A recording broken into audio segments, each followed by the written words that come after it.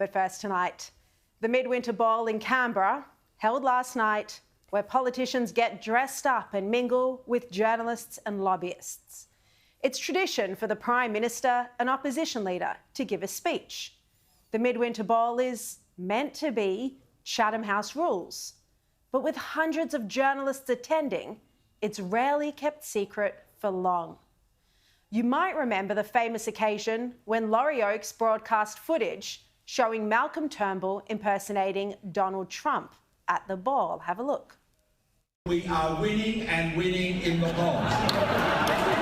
We are winning so much. We are winning like we have never won before.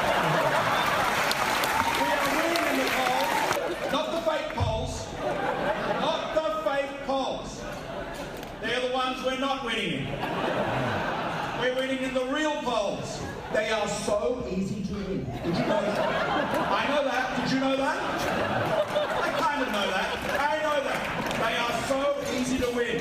I have this Russian guy. Believe me, it's true. It is true. That was probably Turnbull's best performance. And by the way, Turnbull isn't the only former Prime Minister who can do a pretty decent Trump impersonation. Now, like Laurie Oakes, I wasn't there at the Midwinter Ball last night, so I'm not breaking any rules. The recording was passed on to me today. It was Susan Lee's first time speaking at this event, and it's a tough crowd, so she did well to elicit a lot of laughs. And turns out I was the source for some of the humour. In the rough and tumble of politics, I guess that's not a bad place to be if neither side considers you a friend. Margot and I are pretty different people, but we do have some similarities. Tanya Kusek hates me, Tanya Kusek hates him.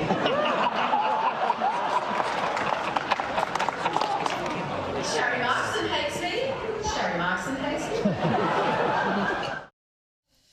Of course that's not true. Well, it's only half true. I don't hate Susan Lee. In fact, I give her credit for a speech providing much-needed sarcasm and humour to an event which has been taking itself way too seriously for too many years. She brought plenty of laughs when joking about her love of numerology, which saw her add an extra S to her name, Susan. Anthony, congratulations on your election victory. 94 seats is impressive, seriously impressive. But imagine how many more seats you could have won, how much luckier you could have been if you just added a second S to Albanese. It's a good gag. Continuing the numerology theme, she also had a crack at the polling company Freshwater Strategy. This is the company the Liberals used that got it just so terribly wrong before the last federal election. Now, you may not know this about me, but I have a bit of a thing for the role that numbers and letters can play in spicing up your life. True believers know that each number has its own vibration and life path. So, if you multiply 43 MPs by 27 senators and then convert them into those vibratory letters, you get two remarkable words: Freshwater Strategy. Oh, and Freshwater won't like that one at all, but they deserve it. And the Nationals came in for some ribbing as well, with Susan Lee poking fun over her tricky conversations with the Nats on net zero and whether to even form a coalition at all. Parliament's barely sat 3 weeks and he's already decided he can deliver peace in the Middle East. But look, Pierre, if you need a hand negotiating with fundamentalists, I am available. After all, I'm in coalition with the National Party. And if you think the Israelis and Palestinian struggles get on, let me tell you about the New South Wales division of the Liberal Party. Great lines. But one of the more uncomfortable moments of the night came when Susan Lee had a crack at Barnaby Joyce, specifically over his virility. She was referring to our famous Daily Telegraph Bundle of Joyce front page. And there was an audible gasp in the room when she made that gag. In another risque moment, Susan Lee even joked about crashing a plane with Teal's founder Simon Holmescott on board. As you know, she's a pilot. Funnily enough, Simon won my auction prize tonight.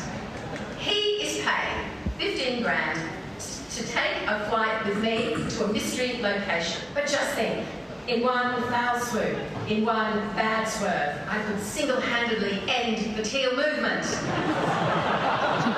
Bring your parachute, Simon. And she made a couple of other jokes at the Teal's expense as well for being Greens in disguise. Now, the Prime Minister was not nearly as funny in his speech last night, but there was one decent gag. Now, since the election, you might have noticed we've been pretty busy continuing our agenda. Last week, of course, we had our Economic Reform Roundtable. 3 days in the Cabinet room. This is what happens when you ask Jim Chalmers to organise your Bucks party. Well, let's hope Albanese's Bucks party is slightly more exciting than that 10 hours a day in a room with economists. So there you go, a behind-the-scenes look at the chummy relationship between politicians and journalists working in the Canberra bubble. But really, the stars of the night are the politicians' speechwriters who embrace the rare opportunity to show their comedic prowess and crack out the jokes.